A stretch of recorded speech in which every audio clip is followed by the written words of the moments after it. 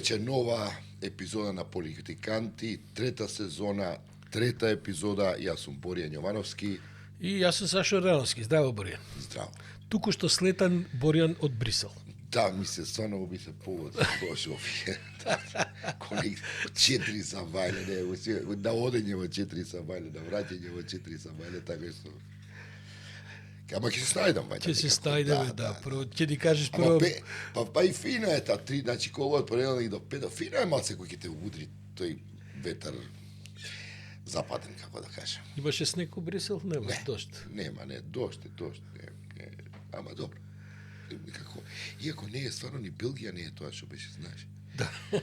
Усмислена време да клима. Малце се е нешто изреметено. Добра, се виде со разноразни луѓе од Европски парламент? Да, се прошетав по Европски парламент, снимав 2 интервјуа, пиев кафиња и така натаму. Забавно беше, затоа што беше прва пленарка, прво собирање на парламентарциве од победата на Трамп. И имаше многу емоции од најразличен тип од овие некои така полиберали што се од источна Европа кои се така доста загрижени, овие западниве кои се обидуваат да се индиферентни, да со еден став, ајде да го видиме сега он што толку тоа галама прави, и ги имаш овие од екстремната десница, овие италијаните на овој, како се вика, од Лига Норд, што беше министер, заборев како се викаше, без внатрешни работи едно време, што беше. Со пеат лашатеви кантаре, капчиња, Трамп на нив ставени. И така една општа гужба. И плюс се хиринзиве утек околу изборов на новиот состав на Европската комисија. И таму има драма, интересно е, тензива. Како изгледат хиринзите, мислам, за публикава? Баш онака со испитување? Да. И сега тука имаш добро од нај логични прашања кои не е нормално да се постават до најонака тенденциозни и безобразни кои доаѓаат од политички непријатели. Не, ама има сериозен проблем. Мислам дека ќе заглави, се надевам на кратко, изборот цел на составот на кабинетот односно на составот на Европската комисија. Прво имаше да имаме еден судир меѓу во Европската народна партија. Вебере, кој е као шеф на таа цела групација, на ЕПП, он не му е добро што сепак Урсула фон дер Лајен беше шпиц кандидатот, а не он, како што очекуваше. И сега и прави така шутирање под маса. Да. Ги искористи шпанците и нивната врела крв, а тоа не знаев. Тоа, например, они се политички непријатели, овие Партито Популаре и ПС со социјалистите на Санчес. И сега имаат, нели, се мнозинството го сочинуваат на која го поддржува составот на комисијата, Народната партија европска, европските социјалисти, зелените и Renew, овие либералите. Да. Тоа е мнозинството. И меѓу нив имаат договор, нели, како требаше да писа. Рибеира, која е подпредседателка на Европската комисија, треба да биде. Она е од социјалистите на Гонзалес. И сега, наеднаш, овие од шпанците од Народната партија ја пеглаат, лом ја прават и неќа да чујат да гласаат за нив. Па открија дека тоа Вебер стои зад нив, па сега се наљутија социјалистиве, бидејќи се напушта договорот, и сега и они викаат, па чекај сега, ќе видиме и ние за некој од вашите кандидати шо како ќе биде. Така што биди... Чекај, а се гласа посебно за секој комисионер или се гласа целата комисија? Да, после на крај ќе се гласа, да, и сега... И доста е неизвестно, мислам, стварно не не е ни, Добро, известно е ни дека шала ќе ако се сакаат да изгуби од направат. контрола. Известно е дека се сакаат да направат комисија со која ќе дојдат на власт, мислам. Нема да го ризикуваат тоа. Да, негде ќе мора да легне тоа сега.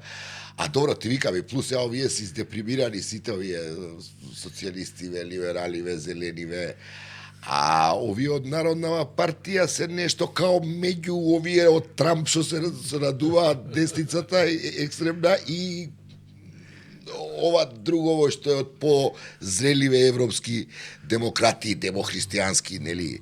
И тука е интересно да се следи тоа, ама во секој случај резултатите од Америка направи еден видно има еден удар и сега има неизвестност, Сашо, мислам стварно не знае никој во кој правец ќе одат работите. Добра, ама последнава недела се слушавме, се изнагледавме, се изначитавме анализи и така натаму. На крај она што го говоревме заедно и со колеги од Инфомакс, и ја и ти во минатиот подкаст, факт е дека Европа ќе мора да се совземе и да почне да крои многу посилна собствена политика, особено во област на одбрана. Па добро, за прв пат имаат и човек, комесар кој е за одбрана. Министер за одбрана. Да, што, например, порано било невозможно воопште да се, никој не ни помислувал на таква функција, а сега е добро дојдена за сите. Постои една загриженост за Украина, сериозна, знаеш како е во Украина, имаат проблем со војници, и Путин до душа, му дојде појачање од Северна Кореја. Импортира. Се појача со Северна Кореја. И неку во однос на нас, знаеш дека речите да не споменуваат се. Апсолутно, нигде не нема, да. Како кажам, тоа е просто е исечена е таа тема. Македонија ако се придружи, дури има една, како кажам, дури тој консензус околу тоа Црна Гора и Албанија да се истуркаат, да се извадат, да се излечат и до 28 да завршат преговорите за да се покаже дека проширувањето е сепак жив процес, а не е покоен. Ама има дилеми околу Рама. Види, читам анализи во обратна насока, дека сега до душе ќе треба да се види тоа од јануари како ќе изгледа, дека шокот заради Трамп, особено ако он почне, како што и најавува, на еден друг начин да третира Европа како неважен сојузник и така натаму, дека тоа може всушност да ги зголеми шансите на Западен Балкан. Ама за тоа ми се чини дека треба некаква мобилизација кај Европскиот Запад која ќе биде чудо да се случи. Така, ти викам се, имаш... И всушност никој не може точно да прогнозира што ќе се случува, бидејќи навистина во овој момент се виси во воздух. Дури мислам дека и во Москва е истата атмосфера. Од ова што следам московски реакции конкретно за војната во Украина и така натаму, еден е ставот дека као они се среќни што Трамп победил и така натаму, ама кој ќе видиш уствари никој не знае. И они не се баш на чисто што ќе излезе тоа со Трамп. Па не се за тоа што го зборев поминатиот пат може да рече Украина лагунат. Затоа што последниот што бил на состанок го убедил дека тоа е така удавба и сега одма. Плюс и Украина има и одредени рудни богатства кои што гледам дека во позадината се преговараат со американците. Тоа се овие ретки метали и така натаму, бидејќи Украина е една од земјите не само на европскиот континент, туку и во светот која располага со необични рудни богатства, особено важни за технологии и така натаму.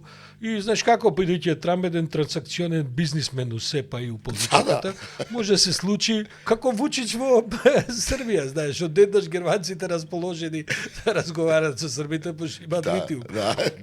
Ти ориентир. Не, имаат Корама, зашто Корама имаат ова што го пред малку што го објаснував, парламентарно мнозинство. Имаат кон него резерва јака поради неговата поврзаност со Мелони. Да. А он со Мелони, како да кажам, минатото лето некако си даде рака, па сега нешто. Добро, италијаните секогаш имале страчен интерес во Италија, во Албанија. Не само тоа, туку и албанците за Италија. Значи, еве, ја и ти одиме 30 и кусур години во таа Албанија, јас сум бил безброј пати, уште од многу, од раните 90 и така натаму. Италијанските влијанија во секака смисла, од гастрономија и култура до политика, се исклучително. Ние да речеме овде имаме еден прекрасен италијански амбасадор кој веројатно да ги прашаш никој не го знае, од општо се занимаваме со нешто со американци, германци, така. Бизнисмени по Тирана, со италијани, ресторани кои ги држат италијани, имаш не само тоа, него нема албанец што не бил во Италија и што не ако се вратил со нешто. Тоа е нивни кон запад. Ама не, таа врска со Мелони ги нервира. Гледам еден добар дел и кај социјалистите и во и Европскава народна и либералите кои имаат со Мелони, имаат, не е тоа не е едноставно. А црногорците од друга страна све окей, ама не може да им го заборават оној излет со Сребреница. Слушај, Борјан, добро, сакам да ти кажам. Како да ти кажам, тоа се некакви подкашлувања во една сезона на многу големи грипови. И сега Европа, ако сака да се фати за некако, може да измисли да најде нешто, не знам што. Така. А ако сака да го пробија процесот, нема никаква причина. И дилемата е до каде Вучич таму е од Црна Гора, колку реално. Добро, ама тоа е аргумент за ова што го збориме, дека што побрзо треба затоа што и на куќе расте влијанието на Вучич. Така, ама Македонија стварно нигде кај ја нема, па се разбира. Не, тоа е. А нашиот премиер станува се по-оптимиста после секој одење во Будипешта, во Брисел, не ги се. Ја не знам со кого разговара, како разговара, може види не само појма немам, не знам од каде, ама јас вакако по ова и што е декларативно, јавно искажано и оф рекорд искажано, просто никој не видов никаде простор за менување на рамката. Се дали ќе има некој обид, не знам, за овој дел одложено дејство. Види, дај Боже. Да пробаме. Мислам, како да кажам, стварно ако може така, подобро е. Веројатно е подобро така. Никој не е против. Ама не знам, ако го изведат, свака част. Јас се плашам дека е тоа повеќе наше сценарио отколку што некој сериозно размислува на тоа бриселска страна. Ја одгледавме посетата на председателкава со оперите во Софија и така натаму, симфониски концерти. Тоа стварно малку наликуваше така тажничко. Додуше знамињата стоја се и македонското и бугарското на масичката пред Радев и Силјановска Давкова стоја да ги видат сите. Овој пат ги има. Ама Силјановска беше стварно онака малку, како да кажам, патетично. Со словенци некој се видел за Марта Козбашки се спрашува. Она е амбициозна да има мандатот да ја заврши со нешто, мислам, бидејќи ако тоа со Украина, окей, Молдова не гледаш и она тоа не се знае таму, председателката окей, ама владава останува проруска, Украина не се знае и треба некаков рекорд, нешто да се случи и она е по сепците Муамет е амбициозна жена. Иначе имаме многу фин Тонино. Известувач, а Тонино е за Србија и овие се, значи, он е тоа. Истерија општа. Пази Хрвати ставија, не за Македонија е Вајц, австриец од Зелените. Види, да прокоментирам ако може. Мислам, види, Тонино Пицула е еден навистина измореден човек и така на тој политичен сето тоа. Е малку некоректно на србите да им ставиш Хрват известуваш. Како што е можеби малку некоректно да дојде овде кај европски амбасадор кој е грк. Како што е сегашниот. Или бугарин да беше па. Не, ама види, во принцип тоа се избегнува. Значи не се праќаат за мултилатерални амбасадори луѓе кои што се од соседни земји, затоа што соседните земји понекогаш знаат да имаат или да се појават одредени проблеми кои потоа нивните позиции ги прават необјективни. И сега ја мислам дека Тонино Пицула ќе биде извонреден известувач за Србија, подобар отколку да е некој швед или беше за Црна холандјанец. Гора претходно. Ама сакам да кажам, е еден гест на некоректност, ако може така да се каже, сега заради историјата на Србија и Хрватска, која не е пред 100 години, 15 години, има жестока војна и се уште имаат спорови одредени и така натаму. Како што лично мислам, ја не го познавам овој новиот амбасадор што е на Европска унија во Скопје Грков, за кој велат дека е нели професионалец, мандат од Европа не е не е многу со такт направена таа работа. Мислам, сепак треба сега ти не можеш на како да кажем на германците или на што ја знам на французите да им испратиш некакви амбасадори кои што ќе представуваат, таа се дел од некакви. Добро, они имаат надминато тие работи сепак, ама кај нас е тазе рани, ние уште лижеме рани. Ние сме уште во тој процес. До пред 2-3 недели овдека ќе беше Преспанскиот договор под прашање ставен сега. Не е така. Политикант, ја да ве прашам дали може да ви се убацам вака се во емисија од позадина. Мечка не удостои со присуство. Да не те видов која го се мечка. Па ја Тивко влагам, да. Тивко е на ножот, вика. И директор историја. Да. Ме договори иначе на следната заедничка шарена револуција малце да разговарам. Ги гледам ставовите, особено на Мичо за невладиниот сектор. Тој све овака е на ќе поразговараме. Мора малце да ги отвориме тие. Јас сакам да ви се убацам со емисија да ги се немам камера на мене, али нема потреба. Читам одега коментари и гледачи сакаат да им читаме коментари, така да ја ќе ги читам коментарите од гледачите и ќе ви ги поставам. Затоа сега ќе им порачам на тие што ве гледаат, еве што ги интересира, имаат прашања. Еве нека ги постават прашањата, ја ќе ви ги прочитам. Ја имам едно прашање за вас. Тоа го разговаравме со Боријан овие 2-3 дена, а тоа е околу колегава со сендвичиве што е. Бидејќи од многу збореше дека сега Трамп многу силно ќе поддржал Македонија, бидејќи биле другари со Мицкоски и Гренел, особено бил лични односи имал со Мицкоски, испадна дека практично Мицкоски нема баш такви односи, а со тие кои што имал односи Мицкоски тие извисија од секаква функција. Тој што доби функција е другар му на Артан Груби, тој на ЦИА, Ретклиф.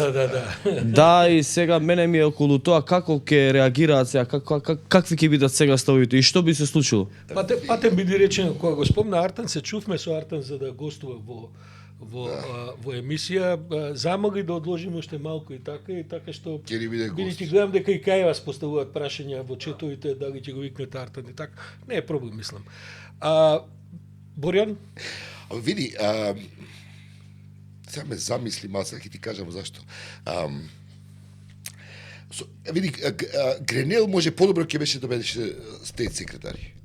Бидејќи сега Гренел останува да ја има целата слобода да действува во една, како да кажам, официјална, но и сива зона, која ќе покрива бизниси, деловни интереси на Трамп и така натаму, а кој е човек од доверба. Колку он може на Мицковски да му помогне, не знам, не сум сигурен. Во што да му помогне? Во ова со бугарите ако зборуваме, видејќи Бојко Борисов исто е, нели, има нешто, он има симпатии тамо. Беше Бојко Борисов беше во официјална посета, го прими Трамп и така натаму, нели, тоа е. Нешто тука не би рекол дека тоа тврдење од севичите дека е тоа некаква, не знам, дека може да се натеваме на не знам што во врска со тоа. Знаеш што? Ама како Боријан он вика дека сега оваа администрација ќе ви го скрати финансирањето на вас, вашето финансирање. Кое финансирање? Па не знам, вие сте биле финансирани од Дај бе, кај се пари. Ја не знам овдека.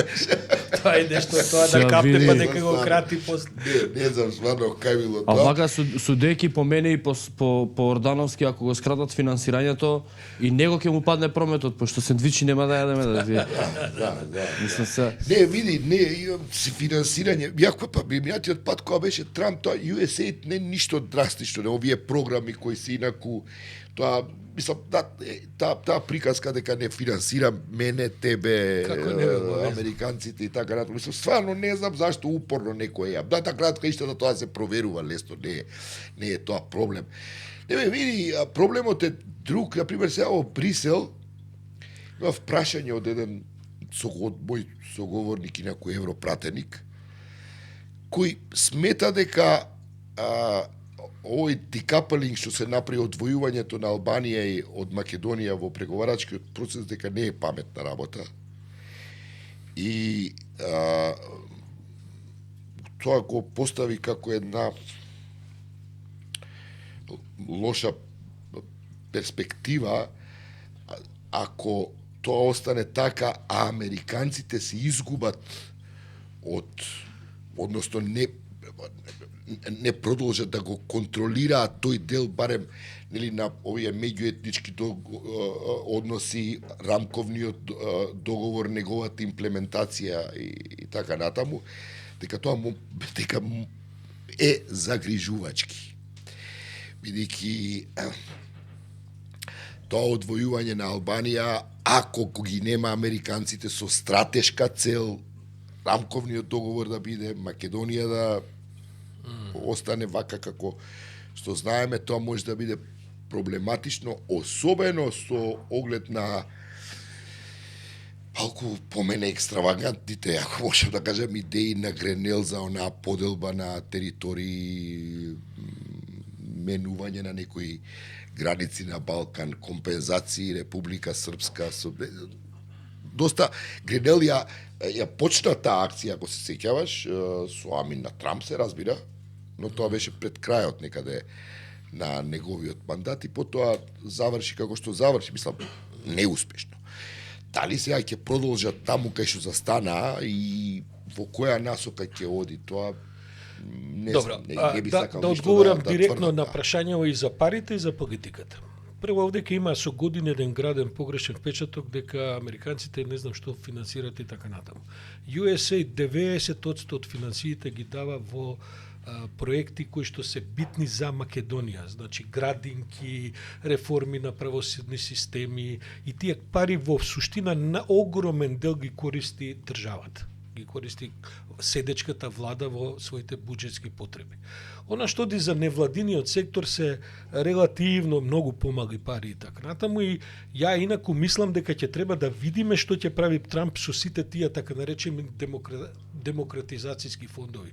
Ама тие нема да го погодат невладиниот сектор, тие ќе ги погодат државите кај што се инвестира за тој тип на реформски демократизацијски процеси. Тоа го зборувавме. Така што например оваа судството идеја кај нас дека тоа е сакам да кажам и не само судството, не знам реформи на царини, реформи на што ја знам на катастри и така натаму. Тие пари ако се скратат, тоа ќе треба да се вади после од домашен джеп ако некој сака ги продолжи реформите. Овде ке иначе пренадувана темата за невладините организации со години, таму има една друга линија која не е владина, тоа беше Сорос, меѓутоа Сорос веќе со години не е така присутен како што била и не знам дали сега воопшто има нешто. Кога велам сега последниве години веќе ја затворија канцеларијата и така, и ако има нешто тоа се валда некакви фондови кои што се повеќе регионални за одредени идеи, сигурно има нешто фондови околу, предпоставувам околу дезинформативните системи кои доаѓаат. Лажни вести, тоа има веројатно тој програмски. Меѓутоа, знаеш, инаку и грото на парите од Сорос беа давани на државата. Ние забораваме дека 90-ти години, 2000-ти години, дури и за време на различни влади, тие пари помогнаа, особено кога бевме под блокади. Тогаш човекот извади и помогна за пченица да се набави, за и така натаму. Зашто дали се сеќаваш? Таа приказна е голема и овдека во принцип десницата мисли дека левицава се бања у пари и дека тука се перат пари, не знам чии пари се перат. Стварно е банално. Добро. Него дали се сеќаваш кога ми го спомна Сорос и тоа каква мислам онака епохална утка беше тоа. Кога беше проблемот со мора го знаеш да се сеќаваш на кога беше проблемот со правење на универзитет на албански јазик. Односно не мораше да се прави универзитет, туку барањето на албанците ПДП тогаш дефинило, знаеш. Почеток на 90, Па не е почеток, тоа е прва половина, средина, така нешто. И тогаш улета Сорос со една идеја, он го немаше направено оној централно-европски универзитет што беше во Будимпешта, па сега е преседен во Виена. И понуди во Охрид да се направи универзитет кој ќе биде балкански, на кој ќе се учи на сите балкански јазици. Практично им понуди на нашите една опција да има на албански нормално, ако има на грчки, бугарски, има на албански јазик, за да го решат тоа. Како може тоа да го одбијат? Бидејќи тоа потоа ќе превенираше многу други работи, може би и 2001, не знам. Но види, прво од еден економски аспект Охрид ќе станеше на академски центар. Па за Будимпешта беше, па после Орбан ги протера, сега се во Виена, они конечно. Во Виена се, да. Но тоа беше во Будимпешта една институција која собираше студенти од цел свет. Илјадници луѓе, да. Да, мислам, тоа носи пари, носи имидж, носи... Добро, не знам дали двете идеи беа во судир, он пак ќе отвореше централно... Може би, не знам, но ова идеја, тоа го памтам, многу добро го памтам, и не знам, мислам дека Глигоров ја одби, не знам дали Бранко толку, но Глигоров сигурно одби. И тоа Слушай, не е прв пат да го разговараме Глигоров во тој контекст, односно албанците и така натаму. Човекот беше националист, од оној тип на комунисти националисти, мислам. Да. После социјализмот и така, и тоа не е овој тип на, да кажем, подоцнежен балкански национализам кој што покрена војни со друг тип на национализми. Меѓутоа, реално во 90-тите години Глигоров придонесе некои од процесите да се успорат или да не се спорават. И потоа тоа резултираше со кризата во 2001. Не е само он, има тука и објективни и субјективни околности, и така би била долго и широко сега тоа да го разговараме од почеток. Меѓутоа, де факто некои од прашањата може да бидат адресирани, меѓу другото и ова што го збориш, а не беа. Знаеш ли, еве, го работам на тој документарен филм уште, и не можам да го разоткријам Глигоров дали стварно бил националист кој ти ова што го кажуваш. Види, јас ја имаме зати ќе ти кажам. Ја не може ти ја кажал епизодата за потребите на документарецот снимав едно интервју со Латинка Перовиќ. Го снимав, стварно имав среќа, може од последните нејзини интервјуа, бидејќи ја снимав пред 6 месеци, 7 месеци пред да почине. И ја снимав за Глигоров. Значи, нејзините сеќавања, средби со Глигоров и така натаму. И Латинка Перовиќ, зборувајќи за овие работи на околу Киро, албанците, Македонија, така натаму, Латинка Перовиќ, тоа стои, ќе се емитува, се разбира, ќе се види. Латинка Перовиќ ми рече, вика, јас се сеќам, вика, Глигорова, кад ми крајот на 70-ти години, вика, некаде, кога имавме една средба и кога ми рече дека е бил во Скопје и така натаму, некој период, пустили во Белград, живееше Глигоров, дека бил лошо изненаден од тоа како биле дискриминирани албанците во тоа време.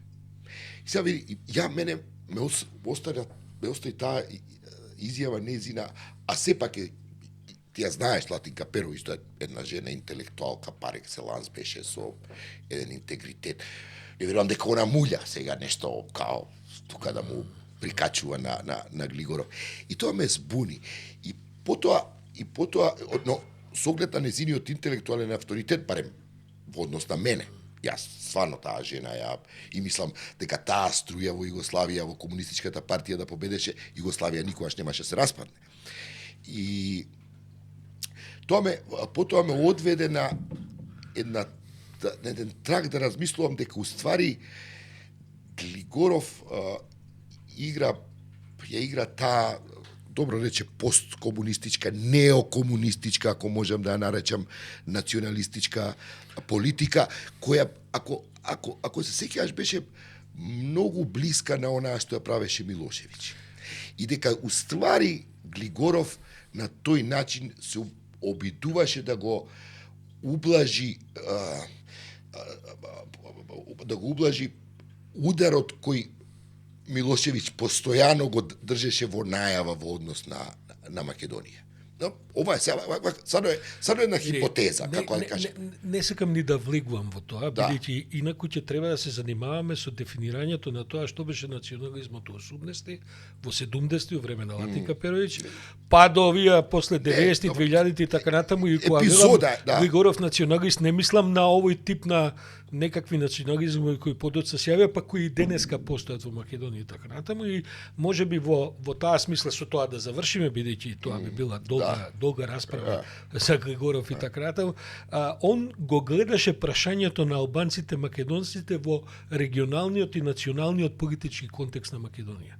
И кога велам националист, мислам на тоа неговите проценки се бавеа секогаш со можноста за дестабилизација или стабилизирање на односите, и во таа смисла он секако беше за заштитување на македонскиот етнички интерес, бидејќи па тие се години кога ние уште немавме овој тип на потврди од Берлин и од Франција, ова што се будат за рамкава преговараше за јазик, за нација, за култура, за све што добивме со конгресни декларации, со се, и тоа беа години кога работите висеа на конец, барем кога се однесува за јавност. Едва мислам дека тоа е периодот кога едва и Обединети нации кога влегува, уште не бевме, мислам, не бевме етаблирани како држава, така што нормално, тоа е сосема една друга перспектива. Се уште овдека има еден дел од граѓанството кој што не можам кој што не разбира до крај дека сме ние една од ретките земји членки на Обединети нации. Само 190 и нешто држави. И ние сме една многу мала нација која што има своја суверена држава во Обединети нации со сите нишани кои треба да ги има, а има многу поголеми нации во светот и историски и актуелно кои никогаш не дошле и уште плаќаат огромни цени за тоа за да дојдат да можат дури да бидат спомнати во некакви партери таму и во некакви кулоари. Еден муавет и се тоа е ситуација која знаеш. Еден муавет од Брисел да ти кажам. Види, па ќе се навратам и нова Трамп што ќе во со Мицкоски. Во историјата добиваш шанса. Ние нели се растори Југославија, она што го зборуваше ти експлозивниот потенцијал на Македонија, британците и американците тоа го разбра и затоа ја поддржаа независноста на Македонија. Сега имаш ова со Европска унија. Тоа се моменти во историјата. Една нација или ги искористува или не, они не се враќаат. Тој бидејќи ти не знаеш, еве сега, види го овој земјотрес геополитички. Кој знае кај ќе однесе, Сашо? Така е. Во која насока? И во такви земјотреси, на такви ветрометини, малите нации се наизложени. Да се навратам, тоа е во контекст на ова што го збориш, на прашањето Мечка што го поставува од Четој за односот на Трамп кон Мицкоски и така натаму.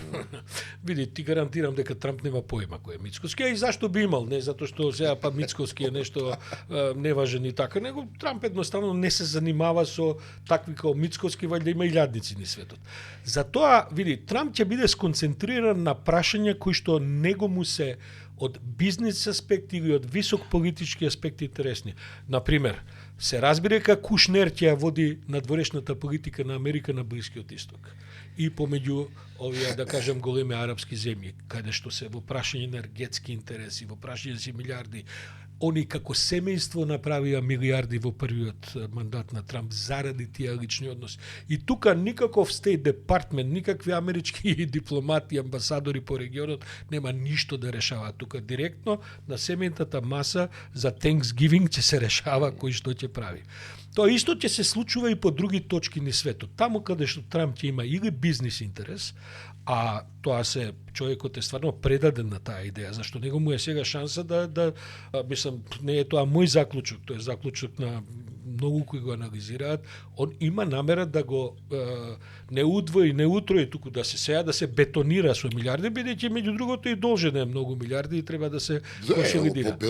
Второ, реагира на интересни работи, таму кај што му е егото закачено, таму кај што му е суетата, таму каде што мисли дека ќе направи поени затоа што му ги тангираат односите кон жени, односи кон малцинства, односи, знаеш. И тоа ќе бидат инцидентни ситуации, да речеме, знаеш, ќе го одбере лидерот на Северна Кореја, со него да вежба, не знам, нешто односи така, пошто е во центарот на светот го става. Се виде со него. Да, се разбира, сакам да ти кажам, нели. Така што Значи, нас ќе не работи некое второ ниво. Дали тоа ниво ќе биде State Department или ќе биде сепак, бидејќи гледам дека белата куќа ќе ја води целата работа. Значи, ова министерства, други, во суштина... Зашто Кушнер и Гренел? Нас ке не... Па, не знам дали Кушнер е толку заинтересиран, меѓутоа Гренел се спомнува, ќе се појават и нови играчи и така натаму. Прашањето е принципиелно имаат ли во политиката влијание личните односи? Имаат. Секогаш е подобро да го знаеш лично сигурно. Некој... Не, и добро е што се знае со Гренел, што има таков контакт. Отколку да не го знаеш, нели, тоа секако го има, но знаеш, тоа се Америка е многу голем танкер кој што фатил еден правец и сега вртењата дека нас гледајќи некои тие бранови да не потопат, тоа е само грижат. Не, ја пак ќе речам, она што е важно и тоа не го решава Гренел и приватниот однос негов со не само, значи прашање е дали они ќе останат на оваа заложба за поддршка и во секоја смисла поддршка и политичка и финансиска на јакнењето на демократските институции, владењето на правото и борба против корупција. Или тоа ќе го стават во втор план. Апсолутно не го интересира Трамп. Да. Тоа потполно не го интересира, дури би било и лошо да се заинтересира, бидејќи не сум сигурен каков ќе биде ефектот. Ефектот може да биде контрапродуктивен ако гледаш кого се става во своја близина. Па министерот за правда сега што го именува, овој генерал Аторни кој што го води во суштина. Тоа сакам ја мечка после го прашам не само ова, инаку види Вучич се слушна идеше на Сабја ова серијата што им иде сега на РТС. Да.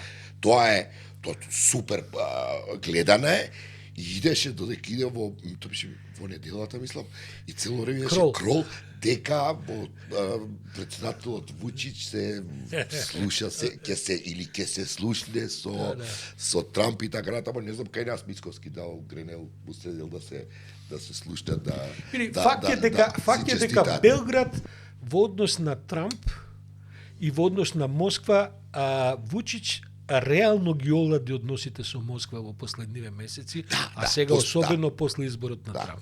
Москва ја покрива со разноразни додици, со разноразни, не знам, овој кажи го Вугин и така натаму, ќе отиде можда и премиерот ќе го пушти, но Вучич се воздржа од во неколку наврати да оди во Москва, да оди во Сочи, да оди на ова, на ова и така натаму. Брисел, тоа е недоволно, он ќе треба, од него се чека, многу јасна порака, бидејќи не може он ја прима Урсула ја прима во Белград, а во исто време премиерот негов го прима рускиот министр. Така и ќе продолжи. Така и ќе продолжи. Мене ако ме прашаш, така и ќе продолжи. Таа игра не знам што. Таа игра на таа игра плута веќе со години. И зашто би ја менувал кога му дава резултати. Зависи што ти е политиката, што ти е целта. Добро, Боријан, во меѓувреме. Само го прашам. Мечка као Трамп вака поддржувач. Значи, што како ќе коментираш ти министер за здравство да е антиваксер? Јавниот главен обвинител против него да има више не знам. Меѓу другото е осомничење за силување на 17 годишњаки. Па тоа сега не се спроведува понатаму. Министер за одбрана, значи на најмоќната армија, тоа мислам дека и ние и Луксембург и Црна Гора би се вознемириле као вака минијатурни армии. Некој сега овие од утриска програма или некој, не знам, така да ги води тие ресори.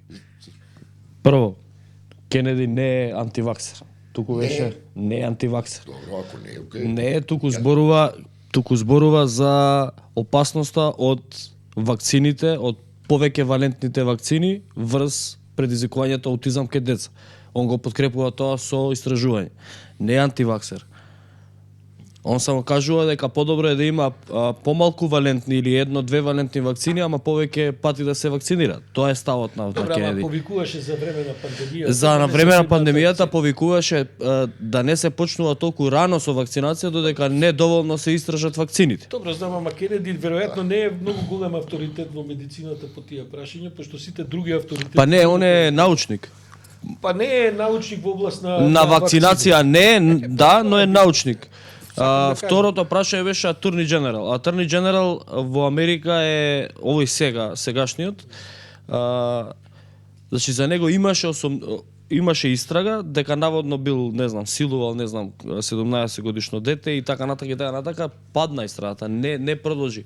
Не, ама зашто не продолжи? Затоа што си поднесе оставка во Конгресот, а Конгресот може да истражува само активни членови на Конгресот. Не. Затоа не продолжи истрагата. Си поднесе оставка, продолжи, он имаше хиринг. Хиринг имаше и требаше да продолжи, за да не продолжи се повлече оставка. Се повлече. Така се повлече, но немаше доволно, немаше доволно. Човекот е проблематичен, Човекот е проблематичен заради неговите ставови за феминизмот. Мислам дали сте, не знам дали сте слушнале кои му се ставовите за феминизмот. Тоа е веќе Он за феминизмот на пример зборува дека тие кои што се он вика што очекувате вие од грди и дебели жени кои што протестираат против абортус? Па се е убаво. Он тоа го кажува јавно. Он тоа го кажува јавно и вика добро нели мислите дека вика протестираат жени за кои што имаат многу мали шанси било кога да останат трудни, затоа што биле грди и дебели. Само го Ама тоа е на Attorney General став, цитирам. Тоа е одличен вовед за што го прашува добро и вика нели мислите дека тоа ги навредува вика жените, вика треба да бидат навредени. Па види сега, не е баш Америка да... И сега третото прашање беше за, извини Јордановски, само за министерот. За одбрана. За Department of Defense. Он има служено 6 тури, Афганистан, Ирак, и Гвантанамо. И Гвантанамо е како... Но Гвантанамо не му е тура, тоа му е чувар. Па сега знаеш како беше тоа таму, имаше спорни моменти. Тоа не е спорно. Он има воена кариера од Он има воена кариера и он е платун лидер, мислам дека има неколку чинови претходно. Министер за одбрана на Америка. Но дека он е министер за одбрана покрај луѓе, генерали, адмирали, не знам што, тука ќе се согласам. Што е идејата околу чудно е, така. Не, апсолутно е чудно. Идејата е да се исчисти америчката. Види, ние имаме министер за одбрана кој што нашиот министер за одбрана е од мојата како семејна бранша, пекар.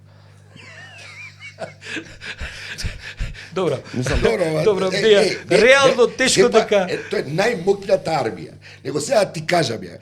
Знаеш ти кои се најголеми? Ти знаеш која е најака армија? Дали знаеш која е најака армија у Европа?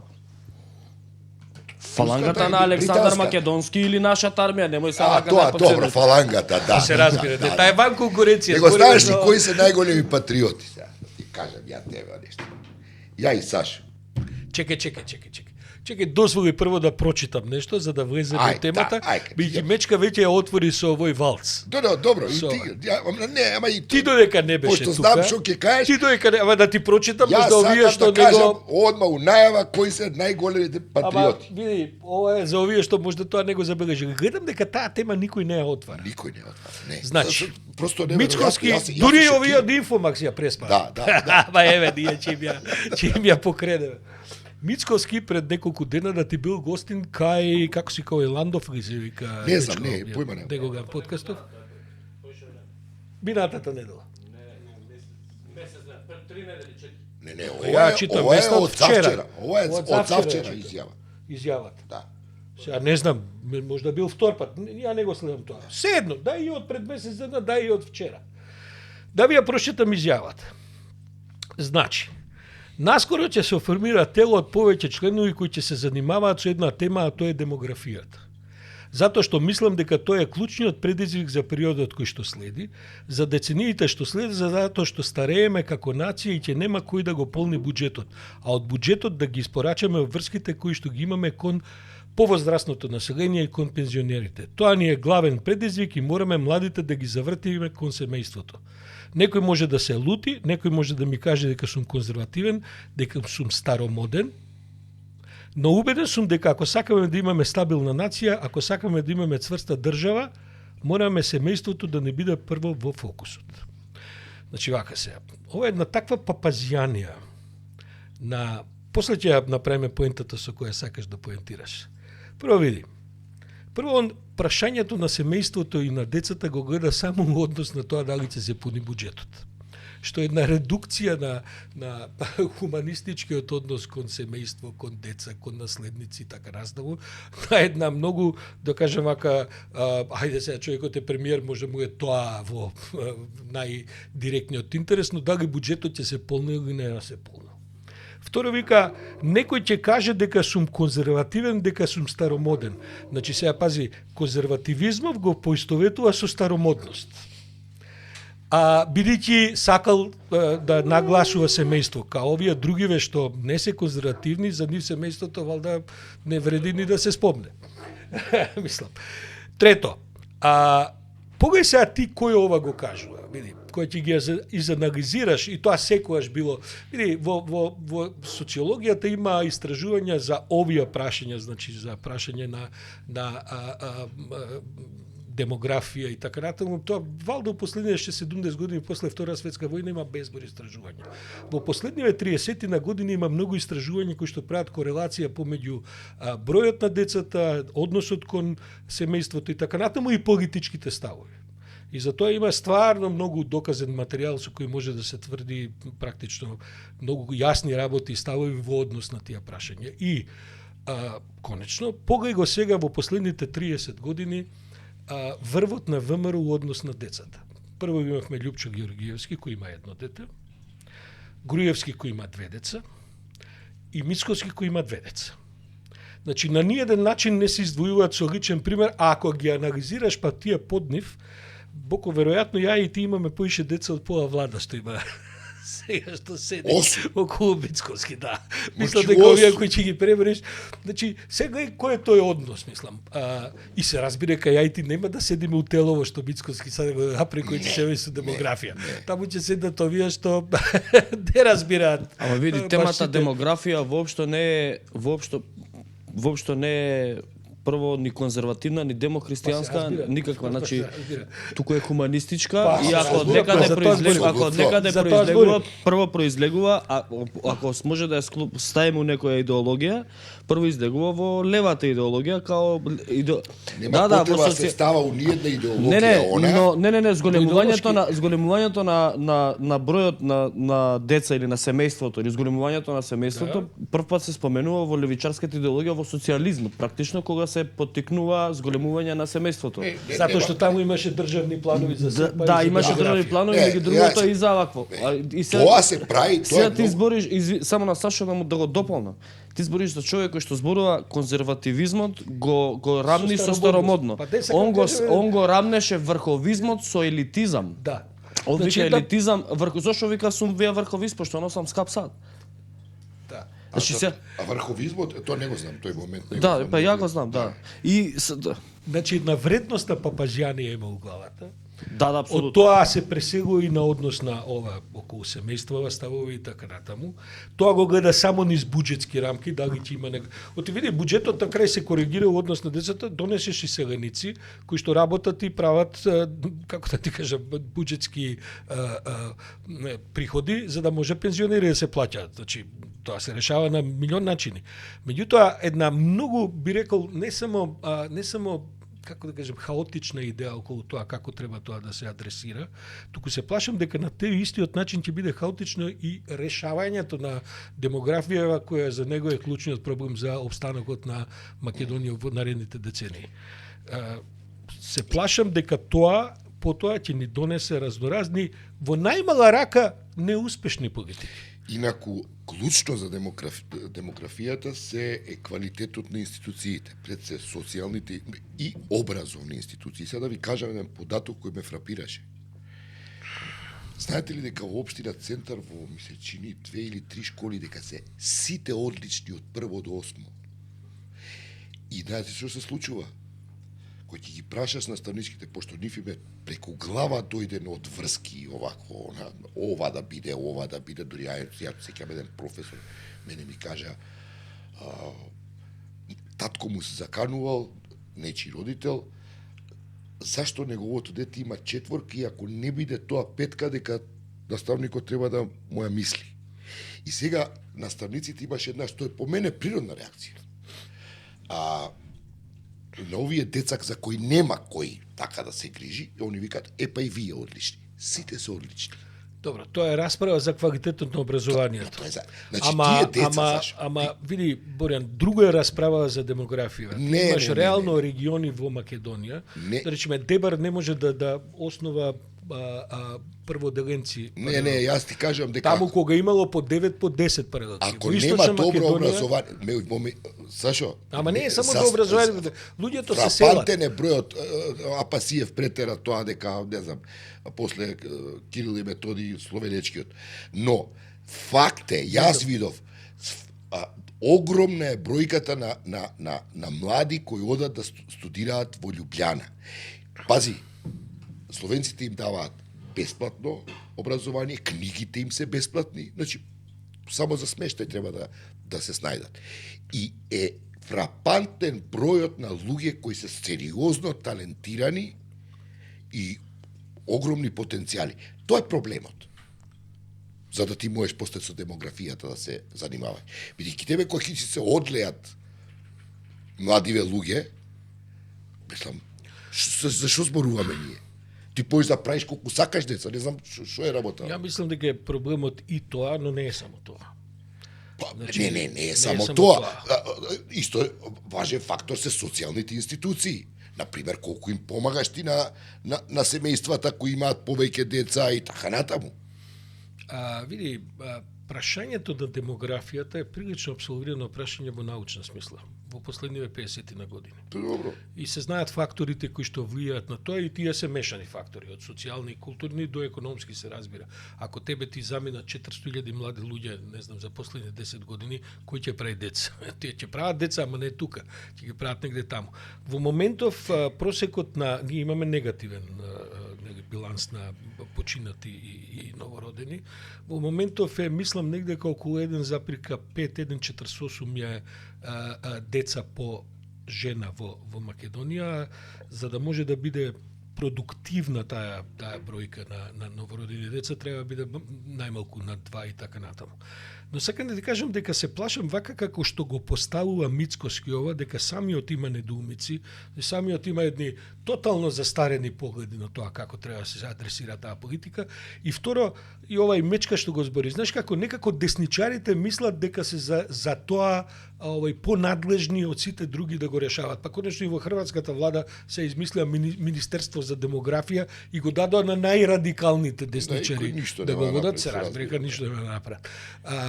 Иако еве, ја не сум десничар, а сепак мислам дека имам, ја и ти имаме поише деца колку овие другиве што многу се загрижени за демографија и така натаму, а не се вижу години која баш може да, добро, некој од нив се побладиве министри, така, ама овие другиве. На Владко Ѓорчев мора капа му се. Да, па добро, тука сме со Владко Ѓорчев. Тука сме. И Антонио? Добро. Браво, одлично, супер. Се е тоа убаво. Така што ти доека беше одсутен Боријан во Брисел, овдека некои теми се покредуваа кои што се од посуштинско значење за Македонија, отколку дали ќе ги отвориме преговорите, иако валде се тоа поврзано. Ја претпоставам дека и тоа е поврзано со демографијата. Па конечно види, и во таа смисла на Мицкоски би требало да му се брзо. На патот кон Европа.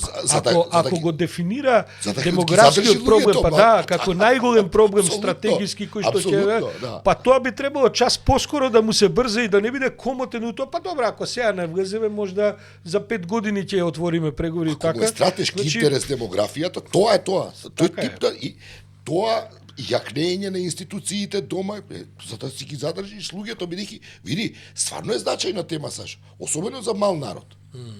Знаеш како се друго е тие пољаците им се иселиле, не знам, 100.000, 200.000, окей. Не се приметува. Ти 50.000 ту, 100.000 ту, кај нас е проблем. Како да кажам, сериозен удар. Боријан, мислам дека сме рече околу 60 на минути ближиме. Да. Ближиме. Има ли прашања мечка други од четови, има ли прашања од публика, нешто се дешава ли нешто по тие четовите? Имаше едно прашање да ги рангирате од пошто сте Старков новинари. Значи зборам вие следите од Старков. Да. Имаше да ги рангирате сите премиери од осамостојување до сега. Кој бил најдобар, кој најлош? И кај ги ставате тука Мицкоски заев? И за мене најдобар кон најлош. Прво да ги наброиме кои се сите. Значи почнавме со Клюсев. 2000. Чекај, ајде да ги наброиме. Клюсев, Бранко, Љупчо, Хари Костов, Бучко, Груевски, Заев, Мицковски. Груевски, Емил Димитриев, и техничките, Заев, Таче, па Мицковски. И Таче, да, точно. Таче, да. Сега видите, Таче. Па може да ги наброиме два-тројцата најслати. Мене впечаток ми оставија во оваа демократска смисла. Љупчо Георгиевски 99 и 2000 година. Јас мислам дека па и економски зашо. Како сакаш. Тешко е да ги реагираш бидејќи се периодите различни, предизвиците се различни. Значи види сега, да речеме, Мицковски почна еден мандат во кој што предизвиците се неспоредливо погесни отколку во мандатите на некои претходни премиери. Кога имало војни во регионот, кога имало пандемии. Како се ќе го вреднуваш ти Заев, кој што 3 години помина низ најтешката светска криза која утепа не знам колку луѓе у пандемијата, со огромни, или 2008 која беше Груевски со огромна финансиска криза. Значи сега ова е како езеро, ова е како да веслаш чамец со езеро и ова се сликаш. Со Венеција, гондола. Апсолутно. А ова другото биле бури сега. Тешко е човек на тој начин да ги со ова мнозинство што го има сега. Нема добро, мене впечаток 99-2000 Љупчо стварно ми остави убав впечаток, иако после заглави, тоа е негов проблем. И Бучко имаше еден убав период, исто така морам да кажам. Заев во смисла, види, никој не може да го спори на Заев дека во најмала рака го обезбеди најголемиот континуитет на демократија во Македонија. Значи, да се разбереме. Може ли да кажем една генерална линија која помалку или повеќе може да се однесува на поголемиот број од овие премиери што ги наброивме, веројатно не на овие технички премиери и така натаму ќе видиме и овој Мицковски колку ќе трае така. Види, во принцип, во првата година доаѓаат со големи амбиции, со големи идеи, со големи проекти, со големи надежи, со големи и така натаму. Во втората година веќе заглавуваат и почнуваат во принцип да им се распаѓаат приватните животи. Фаќаат швалерки, се разведуваат, повеќе или помалку стануваат предметна. Значи, сакаме, или почнуваат да пијат, почнуваат да се коцкаат и така натаму. Сега да не одиме поименично до овие. Актуелниот премиер све тоа има направено. Тоа е третата година. Третата година е веќе година на disillusionment, она што викаат. Сите илузии почнуваат да им се трошат, зошто? Бидејќи сваќаат отприлike меѓу втората и третата година дека капацитетот на државата, на гласачите, на економијата е таков, што нивните најголеми идеи, дури и да се прекрасни, не можат да бидат остварени на начин како што они ги ветувале или можеби дури ги работеле, ги спроведувале и така натаму. Меѓу третата и четвртата година, сега ова може и да се различи, нели? Може да биде и меѓу петата и шестата, зависи кој како, почнуваат злоупотребите.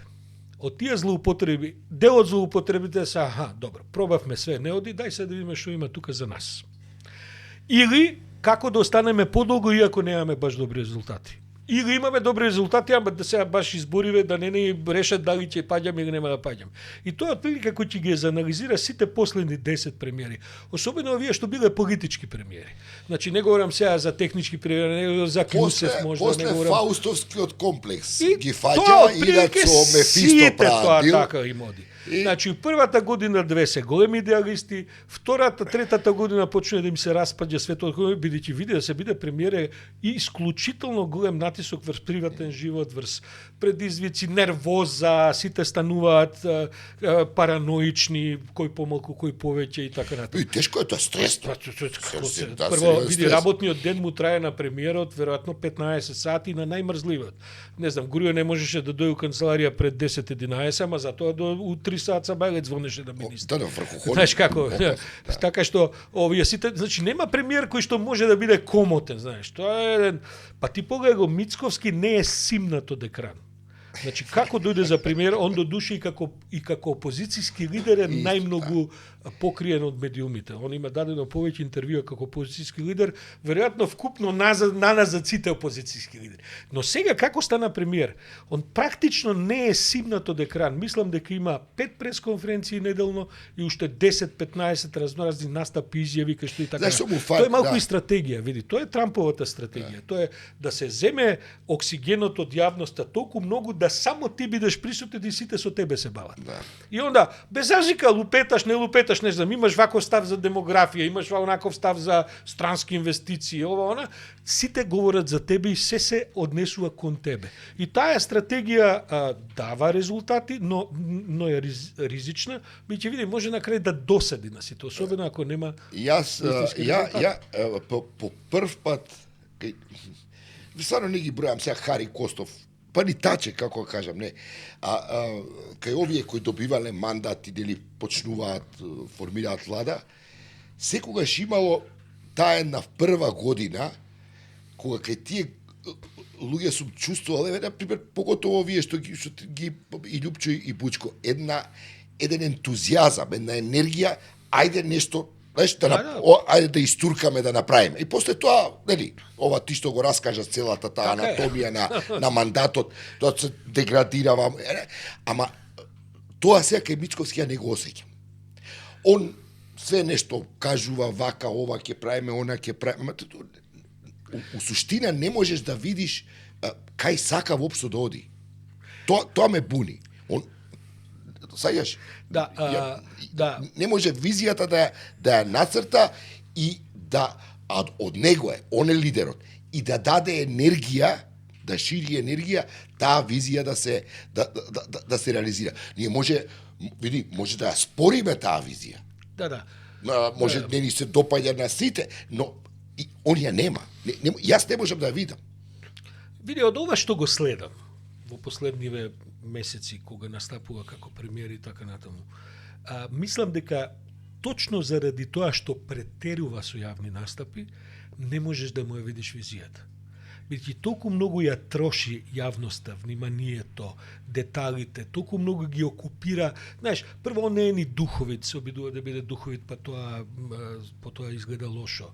Второ, он е лош комуникатор. Види, он има еден професорски, еден помалку арогантен настап кој што за политичари знае да биде проблем, кај него е тоа проблем. Трето, види, ја одгледав да речеме интервјуто на министерката за финансии кај Васко Попетрески беше пред ден-два и така натаму. И сега гледај, министерката за финансии е клучниот соработник на премиерот. Мислам дека она одбрана затоа што она во Мицковски гледа Господ. Мислам, во интервјуто 3-4 пати реферираше на Мицковски дека он е практично божеството кое што се симнало и ќе ги реши проблемите. Жената инако не ми делува дека е нестручна, не ми делува дека е неподготвена. Меѓутоа во суштина односот мислам дека не е кон владата и кон владиниот проект, туку кон лидерот, кон Мицковски. И тоа се гледа меѓу редови. И сега ова е тоа што го коментираме. Знаеш како, човекот е премногу присутен, ја троши собствената агенда, во некои области има добри идеи, не можеш да ги видиш сконцентрирани, бидејќи он се поплавува, он се тој кој што носи, он е тој кој што ќе решава за се. Он е овој дневно вика министерка, вика знаете рек би тоа, вика он дневно ги гледа податоците. Добро, види, премиер треба да биде во тек. Ама ако се го правиш на тој начин и при тоа си 2 сати на екрани секој ден, види, тоа е и прашање на кондиција, прашање на концентрација, прашање на издржливост на публика. На крај стануваш досаден, види, на крај техникарите и тоа со Трамп исто. Главниот критериум лојалност. И тука е проблемот по кој упаѓаат луѓето сме го зборувале со концептот на цврста рака. Бидејќи ти кога ќе се опкружиш со лојални, тогаш они постојано ја пумпаат твојата, ја задоволуваат твојата суета и постепено те изолираат од реалноста. За да ти после X време почнеш да живееш. Тоа е третата година во анатомијата. Од прилика, да. Знаеш, кога веќе почнеш да се губиш, кога ти се распаѓа од објективниот субјективниот. То во СДС го имаше. Сите, ма не СДС, и ВМРО и СДС сите. Победите ни, значи нема шанси, како не гледаш, како не гледаш. Знаеш? Добро, Сашо, сега... Мечка, фала за интервенциите. Мислам, ќе продолжиме ние, пошто... Конструктивни. Мечка, мислам дека онаа заедничка емисија што направивме помина одлично. Од ова што ја И добри гледам реакции. и така и дека Таа реакциите емисија се- за едничката има, мислам дека имаше околу 22-3 илјади, мислам дека има само на YouTube и околу 70-80 илјади има на Facebook, така да таа помина топ и Па, од таа мислам, има и по 100 илјади, мислам, Да, ја да, не знам мислам, која ја телевизија одгледав може баш да се пофали со толкав шер. Па, Слушај, аре, ова за шарена револуција ќе види. Ова за шарена револуција ќе биде- Ќе го ќе да го Не, најавувам. ама знај, види, да ти кажем што е трикот за шарена револуција. Знаеш што треба да направиме? Треба да ја најавиме емисијата за шарена револуција и потоа вие да браните шарена револуција, ние да. Тоа се вика во социологија, тоа се вика вие да се стаите од нашите чепи, а ние од вашите. Тоа ќе биде најинтересно. Ја Ајде ќе муам одбранија шарена револуција, а ја ќе ја направам. да одбрана шарена револуција. Па, Ја еве, сега стај ќе се одбрана во шарена не, револуција. не, види, не стај се влагам. во чевлите Сега на не влагаме, луѓе ти. кои сакаат да Јас сум аргументираат се ставил, во- сум се ставил Не. во чевлите, ама да не откривам сега Ајде, Ништо, да ништо, не ја- ништо. да не ја троши Ама себе. можам да ја одбранам многу брзо, ама ќе Ќе одбранам и... разговараме. Да. Сакам да кажем, тоа е една класична вежба која ја правиме со студенти. Да. Ти ги Да, бе, преговараш, така е, ајде, така да е. речеме, знаеш, ајде, преговори грчко-македонски, една екипа спрема грчки аргументи, друга македонски. Во моментот пред да почне ги презентирате и ги менуваш улогите. Не, бе. Вие спремите се за грчките аргументи, добро, вие сега ќе бразите македонската. Шала на страна. И тоа е многу Ако продуктивно, сака, бидејќи на тоа тој и во начин се политичкиот ставаш... диалог и во приватните односи.